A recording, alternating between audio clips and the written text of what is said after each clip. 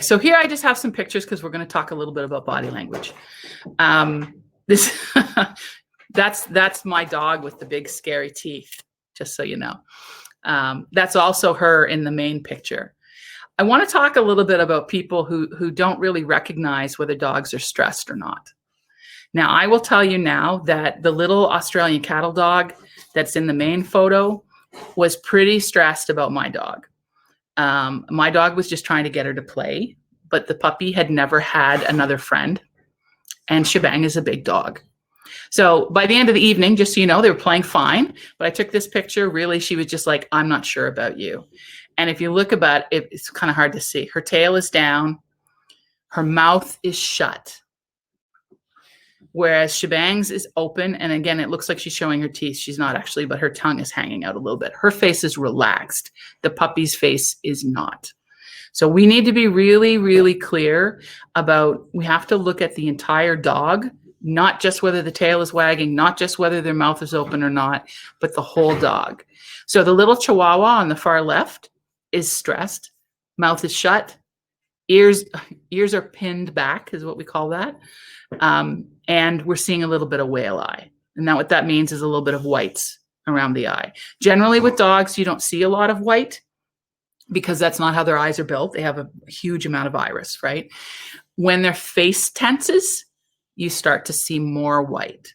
Some breeds, you're going to see a little more white than others, you know, like pugs and bulldogs and things like that, just because their eyes are kind of too big for their face. But generally, if you start to see that whale, that half moon eye, you are looking at stress. So we see that in the puppy as well. The boxer at the bottom left is showing a stress sign of licking her nose. She was overexcited. She didn't know what to do. Okay. Sometimes you'll see little tiny tongue flicks that show that the dog is trying to calm themselves. Stress can be good stress or bad stress. So we have to think about that as well. Okay. Excitement is also stress. The little black puppy in the bottom center is actually resource guarding. She has, I'm not even sure if that's a toy. I think it's a toy. This is a little puppy that came and stayed with me last year. And it turns out she's a pretty strong resource guarder, which for her age was kind of surprising. Basically, if you look at the body language, she has the thing in her mouth. Both of her feet are on either side of the item. Her head is lowered, and you can see her eyes are watching me. She's like, don't try to take this thing. I don't like it when you take things. So we worked on that, and she's cured of that, by the way. But I was like, oh, okay. So again, she's showing whale eye. Now, the picture on the right bottom, you can see a little bit of whites of the eyes of my dog if you look close enough. But that's just her face. She's playing with the other puppy that's just to the right of her. That was all just for show. When they show their entire mouth like that, it's usually play. They were, you know, face fighting and so on and so forth. So oddly enough, people would think that that one is the scariest one when really the little puppy with the toy is scarier. Okay. The one at the top right, that dog was very unsure. And so this is a dog who her tail is down. You can barely see it. It's kind of hiding behind her legs. Her back legs are splayed. So what that says, I had Cookies. She was very distrustful of me. She was a new rescue from Egypt. She really wanted food, but she really didn't want to be close to me. So we did a lot of me tossing food away just because it's not fair to lure a dog in and then suddenly be too close. But she was ready. The reason her feet are splayed like that is because she was ready to run away at any moment. So as much as she doesn't look overtly fearful, we have to look at the fact that her mouth is shut, her body is still, her tail is down, and her back legs look like they're going in a completely opposite direction as the rest of her body. Okay, on to the next one.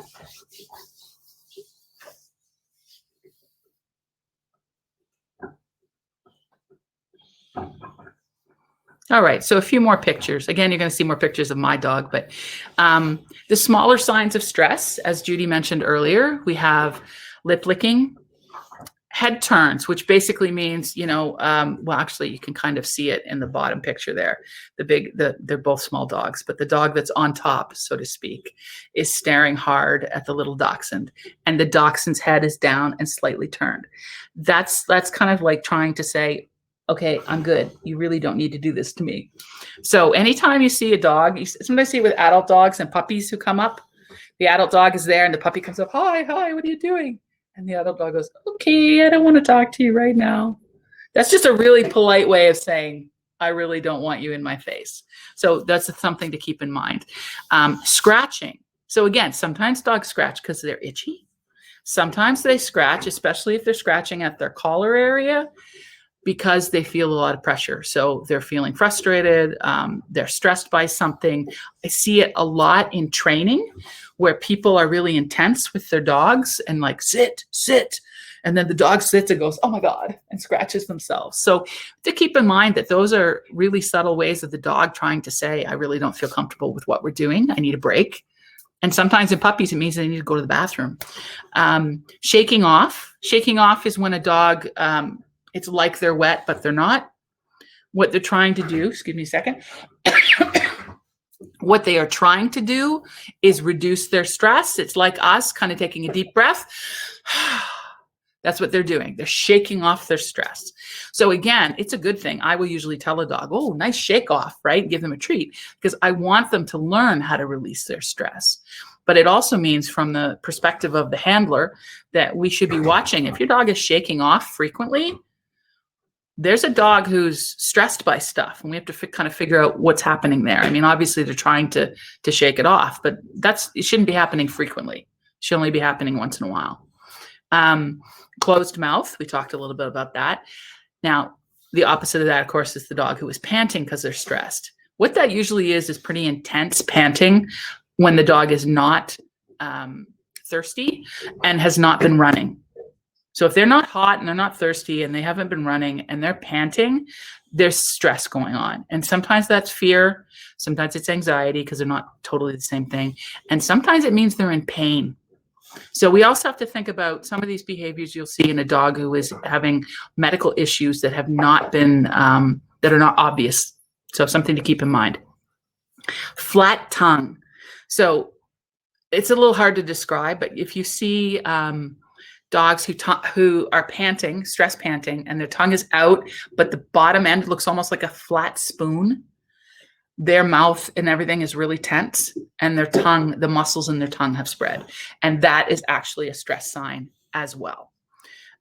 Crouching. So again, a dog who's kind of crouching, afraid. Freezing. Whoops. We've lost a couple of slides. I don't know what's happening. That's okay. Keep going back. You're almost there. Get to go back a little farther. Okay. Well, a little farther. Thank you. Oh. All right. So crouching, freezing, which means they've suddenly stopped moving. Usually if a dog suddenly stops moving, they're either going to explode or they're going to shut down. So either one of those things are not good. We don't want to see that.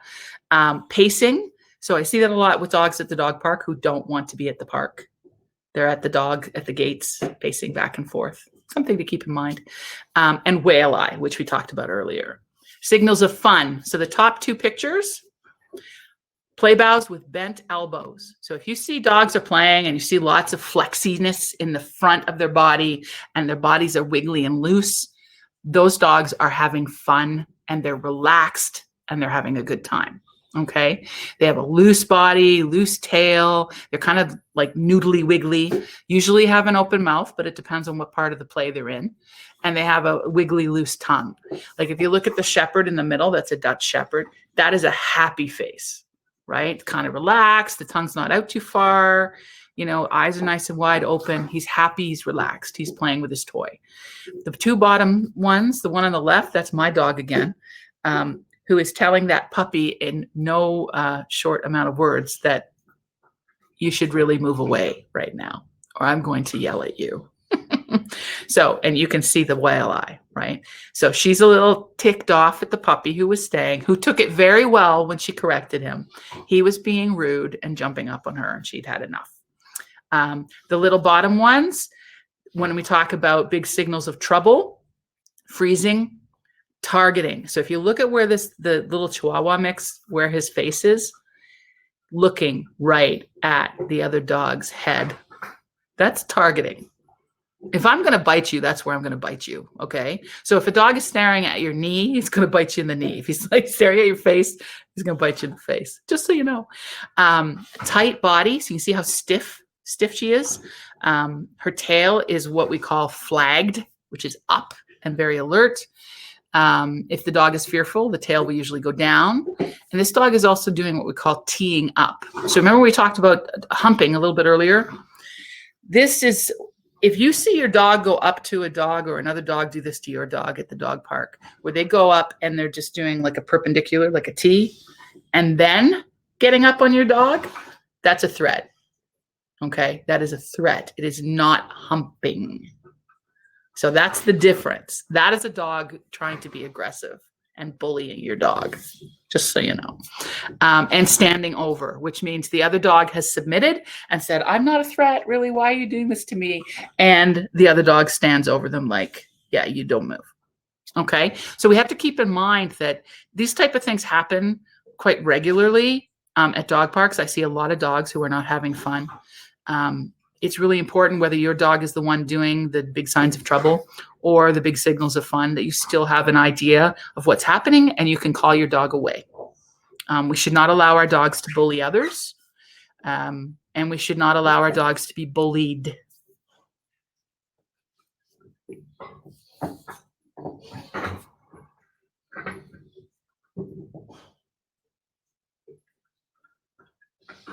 Okay, so again, difference between loose and happy and tight and worried. These are the same puppies above and below. Again, that's my dog. I have a lot of pictures of my dog, which I'm sure you all do too. But the one on the left is a friend of mine's puppy. The top left, loose face, loose tongue, very relaxed. Yes, thank you. They are adorable. And then below, actually, she's looking a little stressed there, right? Her face looks a little worried. Her eyes are a little bit tight. Her face is her mouth is closed. Those are the difference between happy and unhappy. Not seriously unhappy, but those are things we need to keep an eye on, right? And then my dog on the right top, she is happy as a pig in poop in that moment because somebody she really likes is taking her picture. And below, she is not very happy and she's quite stressed. This is when she was quite a bit younger. We were trying to get her a massage from a friend of mine, a canine massage, and she found it very stressful. So we didn't actually get the massage done. But you can see her ears are way down, right? And if you could look closer, it's hard because of the size of the picture, but her tongue is spatulate. It's hanging out a little bit and it's flat.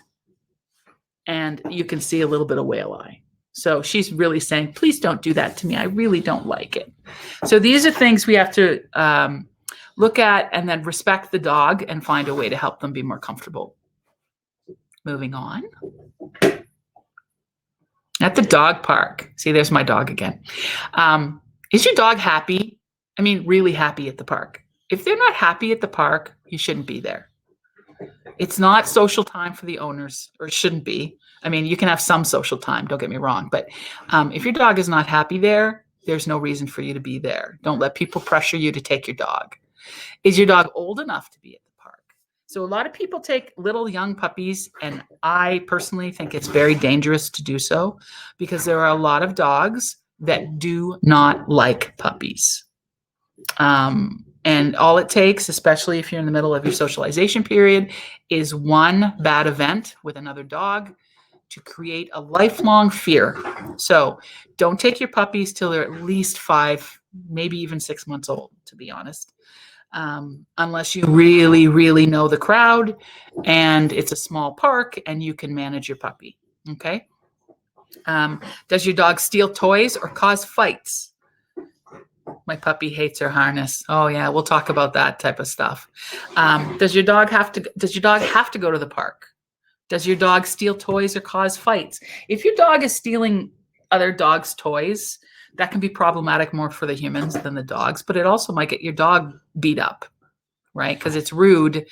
The rule generally with dogs is possession is 9/10 of the law. So if a dog has a stick or a toy or whatever in their grip or sitting right in front of them, if your dog runs up and goes and steals that toy right from beneath them, that your dog is being rude and is likely to get told. So we can teach a good leave it. We can make sure we bring our own toys to the park, etc. There are things we can do to fix that. Can your dog come out of play, or if there's stress, can they recall to you? So you really need to be able to say, hey, get over here, and have your dog come to you and get a cookie whenever there's a problem. Okay. So then we talk a little bit about humans. What are you doing at the park? If you're standing in a group of people and you are not all facing your dogs where you can see them at all times, you are not supervising your dog. Yes, you can have a coffee. I don't care. You can even be on your phone occasionally if you want to take pictures or whatever of your dog. But if you are talking on the phone, you need to have your eyes on your dog at all times. And you have to recognize that it's your responsibility to keep your dog safe and to keep other people safe. You need to know when to intervene, which again is a body language thing you get used to. You need to know body language. You need to know your tools that you're using. And so this is a comment towards people who use choke chains, heavy leather collars with buckles, and prong collars. Again, if you want to use them for training, that's fine.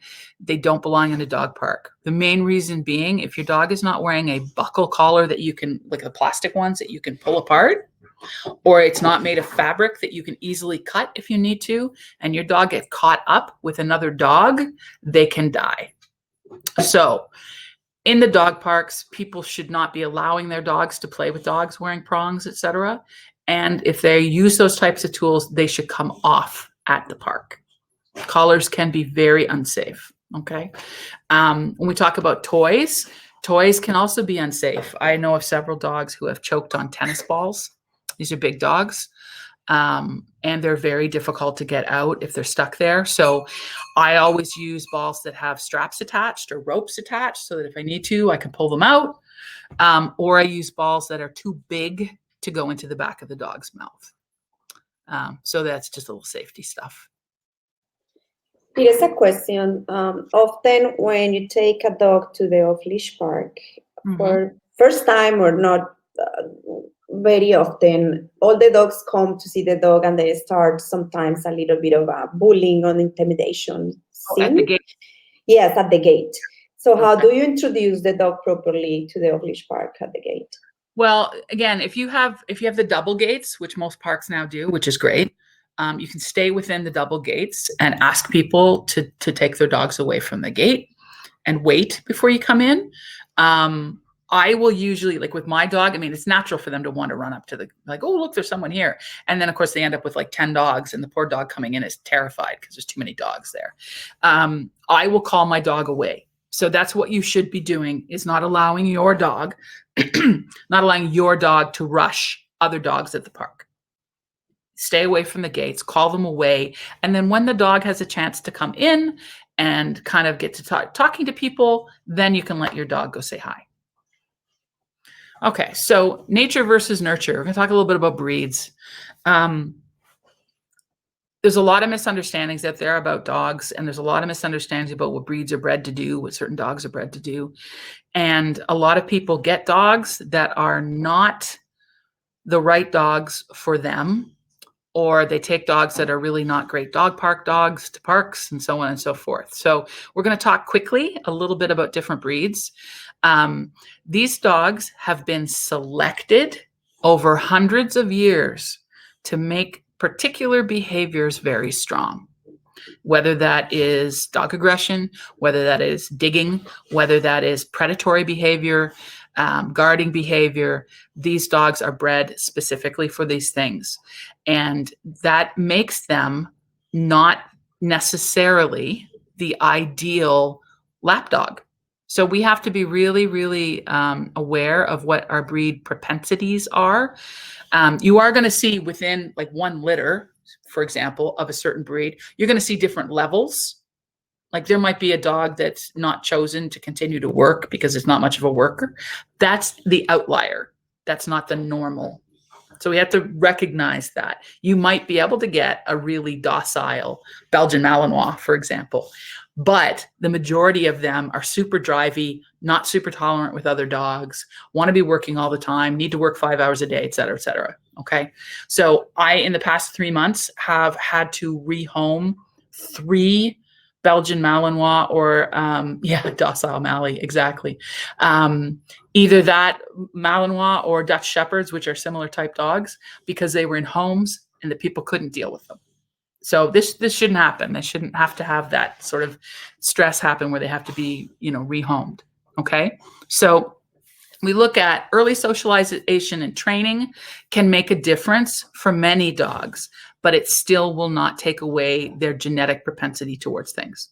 Okay. Genetic propensities often don't show up in dogs until their social maturity, like we talked about earlier. Dog aggression, guarding things, guarding your house, all those things come up a little bit later. So as much as you can do your best to socialize enough that you hope your dog will make good decisions about guarding things, they're still probably going to, at 1.5 to 2 years old, start saying, I'm not sure about that person, or I'm not sure about that dog. So we have to be really, don't be surprised if your dog suddenly starts doing stuff at 2 that you didn't think they'd ever do. So far left, we have a Jack Russell who is coming out from under a tree because he's dug a hole. So if you have, you're looking for dogs and you don't want a dog who digs, then don't get a terrier. Terriers can also be very predatory, right? So they might go after your cat. They might go after the mice. They might go after the rats. They might go after other dogs. It's hard to say.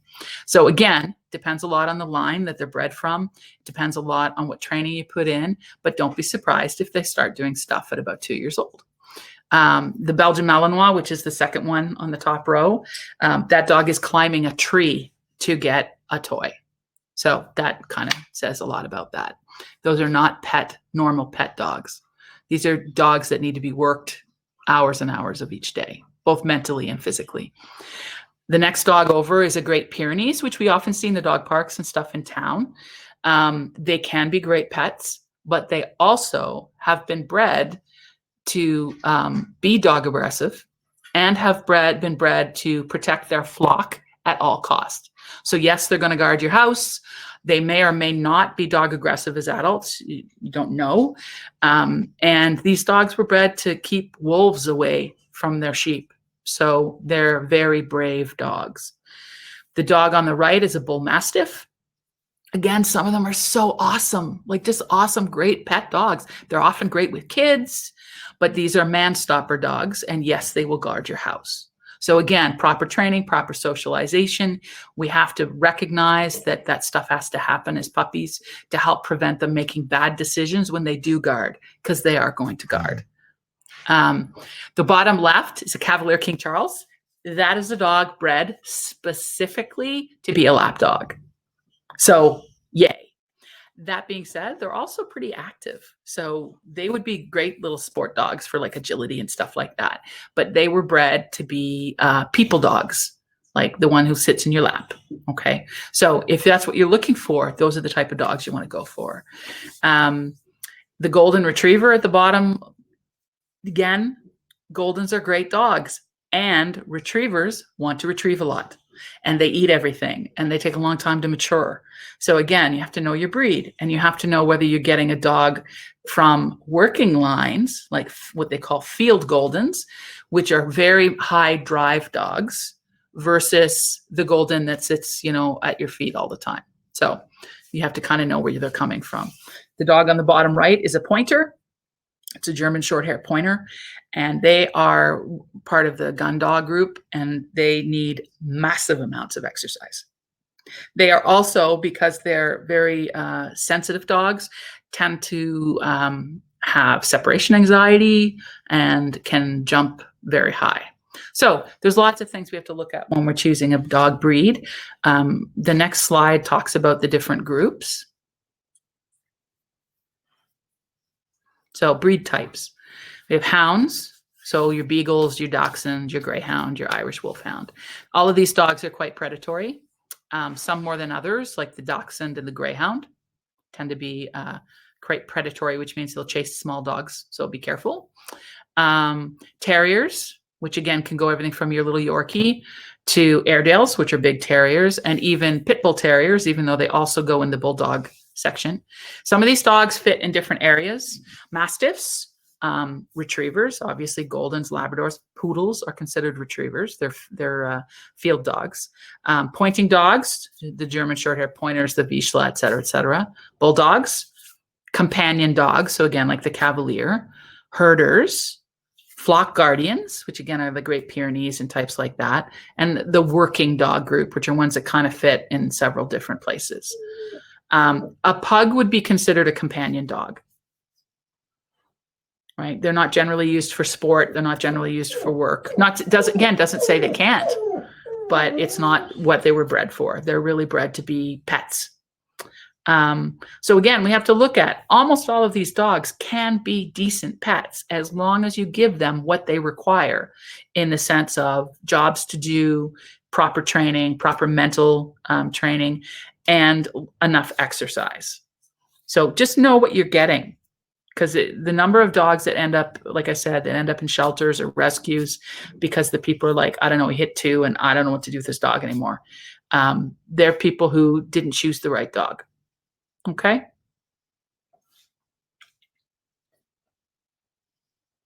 Okay.